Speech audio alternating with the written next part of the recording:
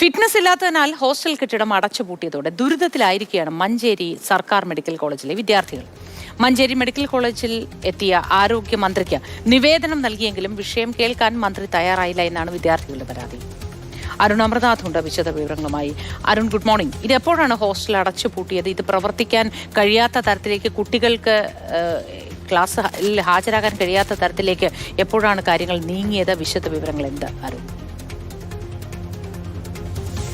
മോത്തി, വലിയൊരു ദുരവസ്ഥ തന്നെയാണ് ഈ നഴ്സിംഗ് വിദ്യാർത്ഥികൾക്ക് പറയാനുള്ളത്. ഈ കെട്ടിടത്തിന്റെ ഇത്തരത്തിലുള്ള ശോചനീയാവസ്ഥ ജീവന് തന്നെ അപകടത്തിലാകുന്ന പല സാഹചര്യങ്ങളും കണ്ടിട്ടുണ്ട്. പക്ഷേ ഇവിടെ ജീവനും ഒരേപോലെ തന്നെ പഠനവും മുടങ്ങുന്ന ഒരു നിലയിലേക്കാണ് ഈ നഴ്സിംഗ് വിദ്യാർത്ഥികളുടെ അവസ്ഥ എന്നുള്ളതാണ്. ഇന്നലെ ആരോഗ്യമന്ത്രി വിവിധ പദ്ധതികളുടെ ഉദ്ഘാടനത്തിനായി മഞ്ചേരി മെഡിക്കൽ കോളേജിൽ എത്തിയിരുന്നു. പിന്നാലെയാണ് ഇത്തരത്തിൽ ആശങ്കയോടെ നിൽക്കുന്ന വിദ്യാർത്ഥികളെ നമ്മൾ കണ്ടത്. അപ്പോഴാണ് അവരോട് ചോദിച്ചപ്പോഴാണ് മനസ്സിലായത്, നിവേദനം നൽകാനായെങ്കിലും മന്ത്രിയോട് ഈ കാര്യം നേരിട്ട് ബോധിപ്പിക്കണമെന്നുണ്ടായിരുന്നു.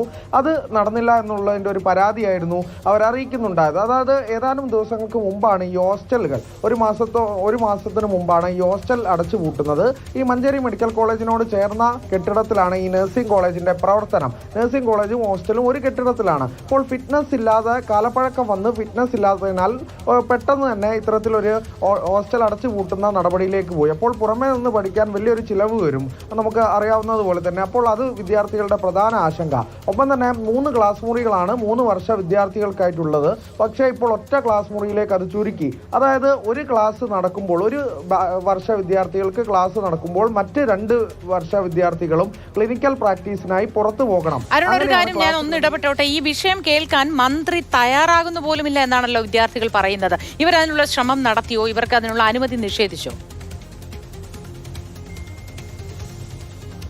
അതായത് മന്ത്രി ഇന്നലെ വിവിധ പദ്ധതികളുടെ ഉദ്ഘാടനത്തിനായി എത്തിയതായിരുന്നു. ആ സമയത്താണ് മന്ത്രിയെ കാണാൻ ശ്രമിച്ചത്. അപ്പോൾ മന്ത്രി വിവിധ പദ്ധതികളിലേക്കുള്ള ആ ഒരു സമയത്തായിരുന്നു, ആ ഒരു തിരക്കിനിടയിലായിരുന്നു. അപ്പോൾ അവർക്ക് കാണാൻ പറ്റിയില്ല എന്നുള്ളതാണ്. അവർ ശ്രമം നടത്തി, കാണാൻ പറ്റിയില്ല. പക്ഷേ നിവേദനം സ്വീകരിച്ചു എന്നുള്ളതാണ് അവർ അറിയിച്ചിട്ടുള്ളത്. അപ്പോൾ മോദി, ഞാൻ പറഞ്ഞു വന്നത്, ഈ കെട്ടിടം പോലും ഈ 3 ക്ലാസ് മുറികളുള്ളത് ഒന്നായി ചുരുക്കി 90 കുട്ടികളാണുള്ളത്. അതിൽ ഒരു ക്ലാസ് മുറികൾ മാത്രം ചുരുക്കുമ്പോൾ മറ്റ് 2 വർഷത്തെയും വിദ്യാർത്ഥികൾ, 2ാം വർഷ വിദ്യാർത്ഥികൾ, ഉദാഹരണത്തിന് 1ാം വർഷ വിദ്യാർത്ഥികൾക്ക് ക്ലാസ് നടക്കുകയാണെങ്കിൽ 2ാം വർഷ വിദ്യാർത്ഥികളും 3ാം വർഷ വിദ്യാർത്ഥികളും ക്ലിനിക്കൽ പ്രാക്ടീസിനായി പുറത്തു പോകണം, അല്ലെങ്കിൽ പ്രാക്ടിക്കൽ ക്ലാസ്സുകൾക്കായി നടക്കണം എന്നുള്ളതാണ് ഇപ്പോഴുള്ള ക്രമീകരണം എന്നുള്ളതാണ്.